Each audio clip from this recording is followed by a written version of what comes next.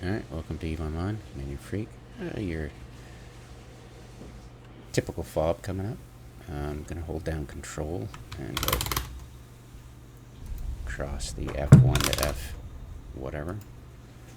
There we go. Got my fleet set up, or I joined the standing fleet, added watch list to everybody. This is my up, this is my down. And immediately warp in. I can YOLO right on top of the FOB, no worries.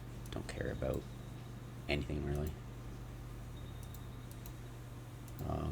Typically what you'd want to do is drain the FOB's capacitor first, but I have enough capacitor, bonused implants and modules and everything to not care. If I get an unlucky roll and have a response fleet with Balgorns close range, the drain, that's a problem, but otherwise I'm cool. Lately I've been using heavy drones to cut the time down further, but it's insignificant really. I'd much rather be punking the rats that the defense fleet. I usually don't bother with the response fleet except the aforementioned Balgorns.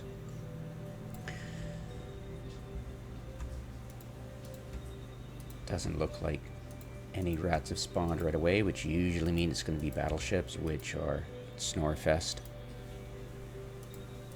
I'll approach my anchor, just so I can bring in the Thrasher and have that orbit, and its webs can reach all the rats, the crewers. They're vulnerable to explosive and kinetic, actually. Just an anomaly in resistances, that's all.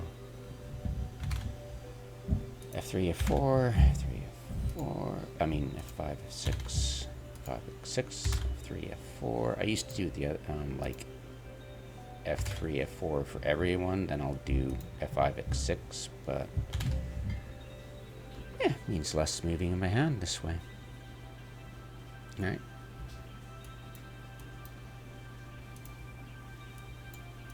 Move them out of the way of the combat stuff. And yep, we got one crew. So I'll send in my Alpha Scout on the other entity. A backup computer. I used to, I got a new computer as soon as my multi-boxing started to really make my poor old computer choke. But it's okay now. Running one account on that one means it's easier load. We'll take down that one crew easy enough. 3 webs and autocannons. Oh yeah. Whoops, I don't want that. Orbit 1,500, thank you. I've got it set up for the Stagecoach Doctrine, which is 200 kilometers. So. Why 200?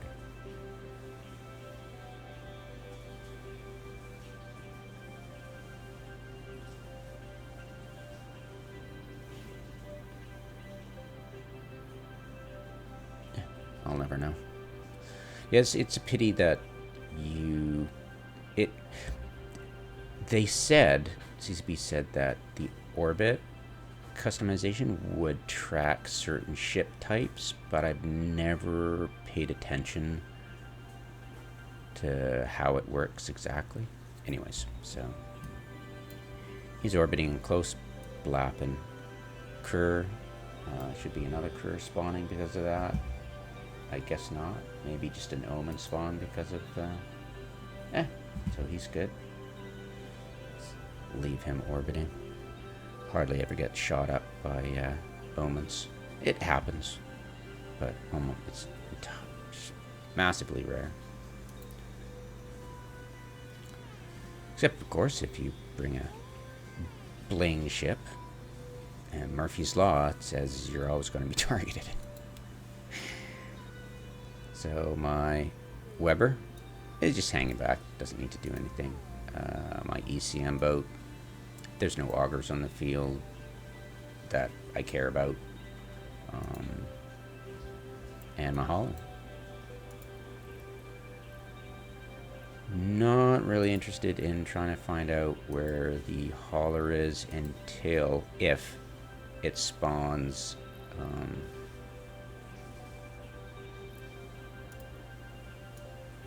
you know, within a few minutes, and then I've got enough time to go there, blap it, and come back and get the reward for the FOB, because the FOB reward is much more than whatever you can get from the haulers at their safe spot. I mean the miners and hauler at the safe spot. It's worth it because sometimes you'll get a skin from the hauler, and that's a skin box, a loot box, so that's kind of fun and definitely RNG. But, you know, rarely you'll get an Orca skin, and their Blood Raider Orca skin is pretty cool, so that's a fun little bonus, but otherwise meh, right?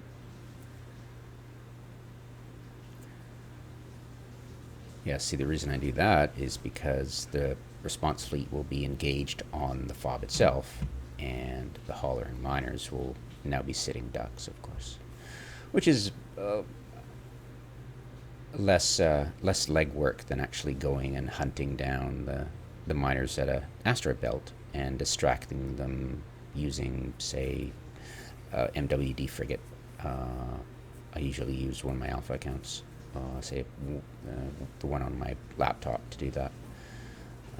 But nowadays I just don't care, and if the hauler appears early, I'll pop combat probes and chase it down.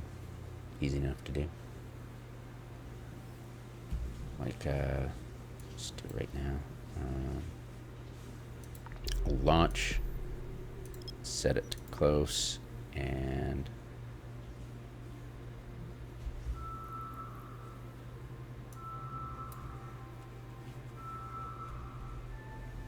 I'll just ignore.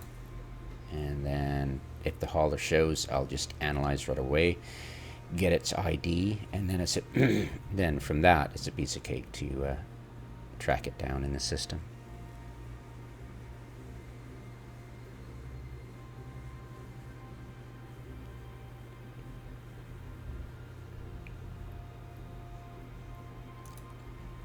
Oh, the fits. Let's show you the fits. So this is my hauler.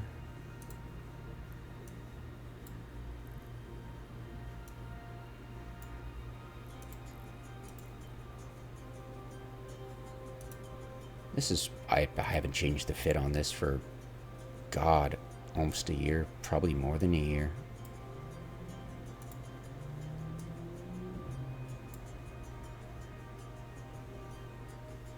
Yeah, the resist on this thing are pretty sweet. Yeah, you got 5% of the EM damage is getting through. It's huge. And it's 50-50. Yeah, the reactive covers not only the incoming damage, but it also is biased towards your resist hole.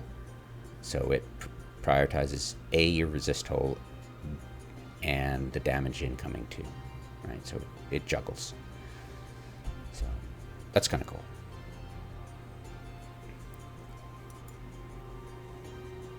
Yeah, I can absorb so much, and this is nothing.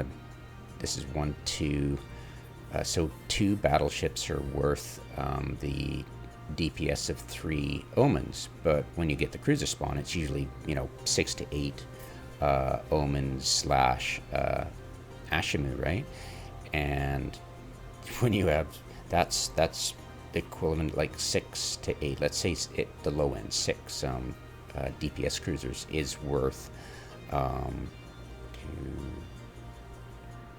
what was it? 2. So that's worth 4 battleships, and I'm sure you've had 4 battleships before. It's pretty much a joke. And the fact that when the battleships spawn, they only spawn, at half the strength, because this is 4. This is 6. Nope, this is 2. This is 3. This is the equivalent of 3 omens. So I've got 4 omens on field. There's ridiculously low DPS, what you're usually tanking to, which can fool people when they first attack a FOB and they're lucky and they get the battleships and they're like, oh, this is easy, and then they get the cruisers and it's, yeah.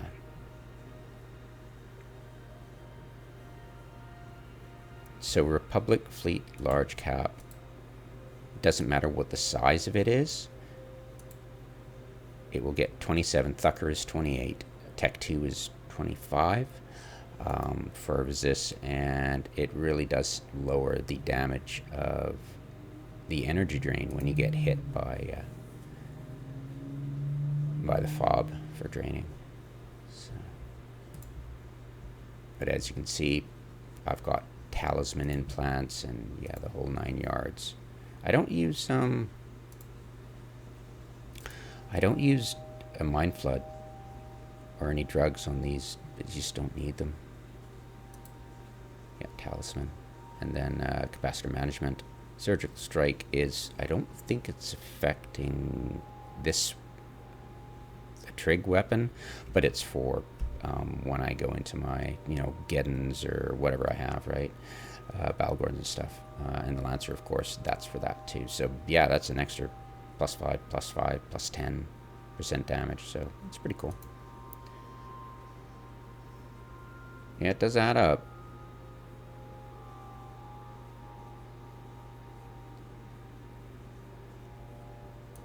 Yeah, and I was using rooks, but I realized if I'm going to warp in, I'd rather spawn an extra frigate or omen than a couple of omens and possibly another augur if I warped in a rook.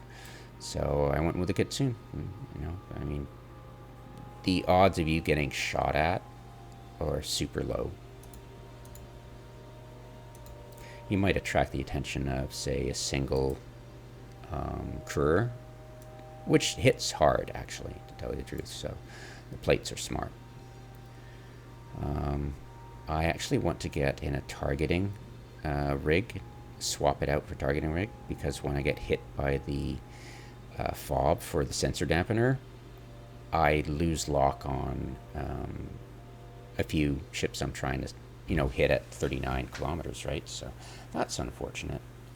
And I'm level 4 for electronic attack frigates, so level 5 would mean I get more range. So yeah, definitely swap it out.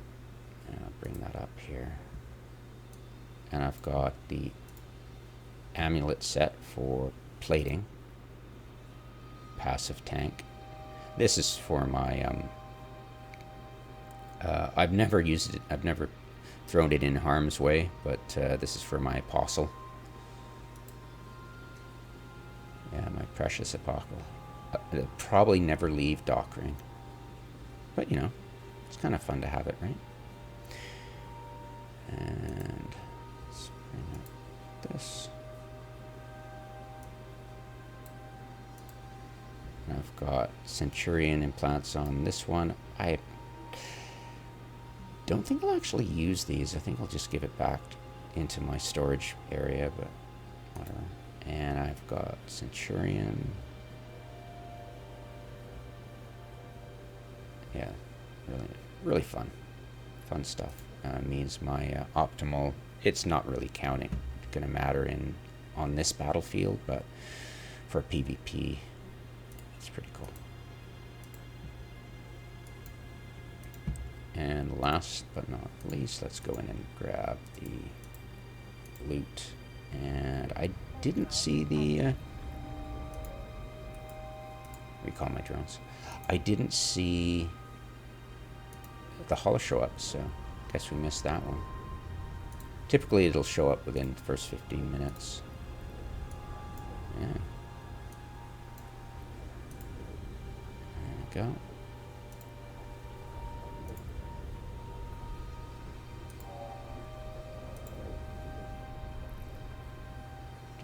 Do.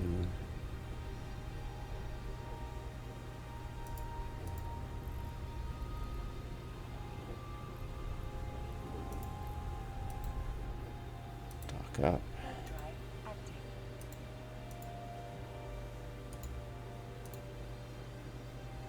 Yeah. And let's bring up the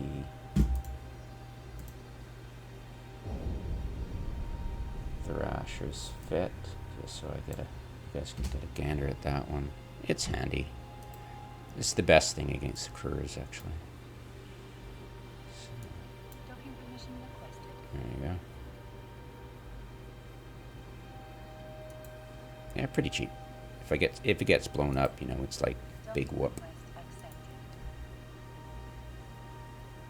And since there's no Couriers left, I can just warp off the field instead of using my MJD to get out of the way.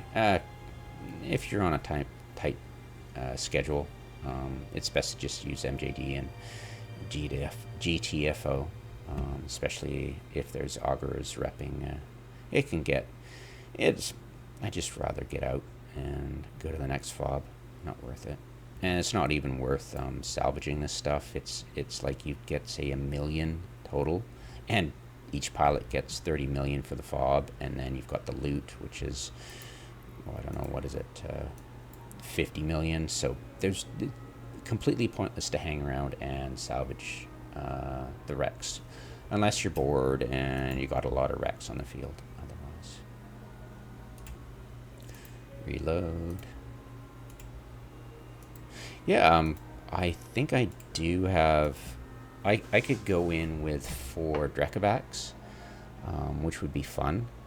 But there are a number of reasons I stick with Leshaks. But Drekavacs would be fun. I might actually think of trying it on Tranquility really soon. I've got enough Iskies now.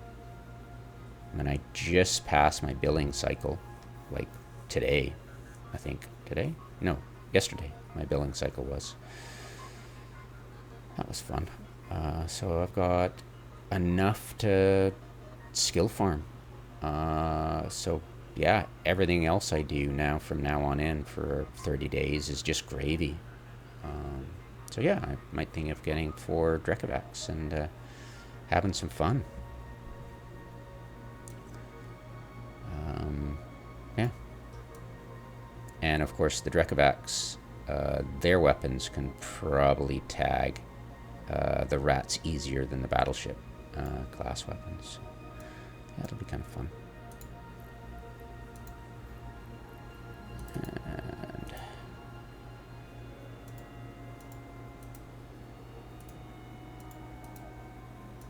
go back home.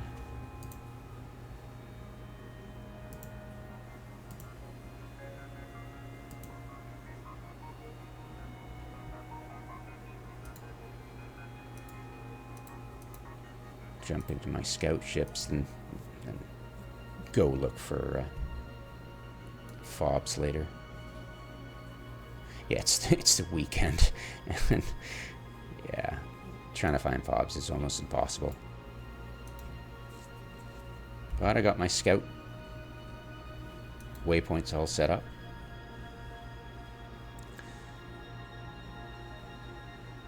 Yeah, each character has a different sector of space out to 12 jumps. And yeah, it covers everything. I've got 8 accounts total if you think about the 2 alphas on my backup and then my laptop, right? So that can cover a lot of space. And why I picked 12? I don't know, just the number I settled onto. How far do how far do I want to travel to get back home? What's the maximum? And a dozen jumps is pushing the limit of, do I really want to go out all the way out there to shoot a FOB and then come all the way back home? So I'm always 12 jumps from home, which is kind of cool.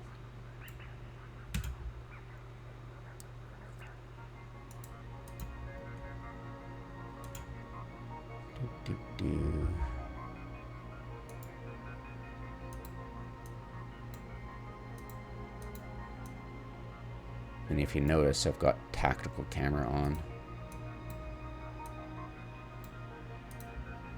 It's helpful. I don't look at the whiteout anymore, which is just awesome.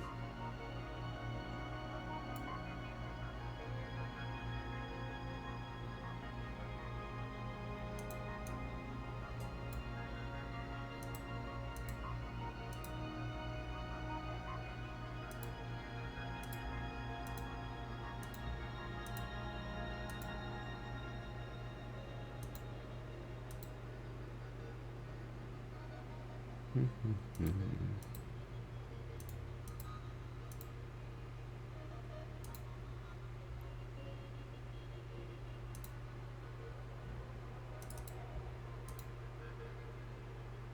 usually wait till I pass that pillar.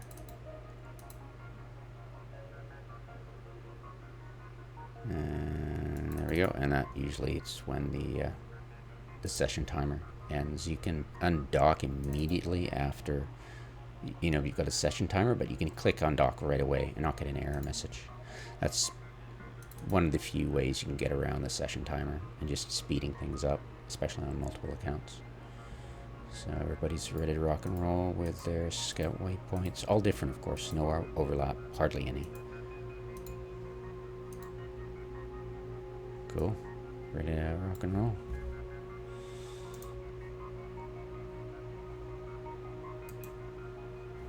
There. Have a good one, guys. Hopefully that was helpful. There are lots of videos about me doing FOBs.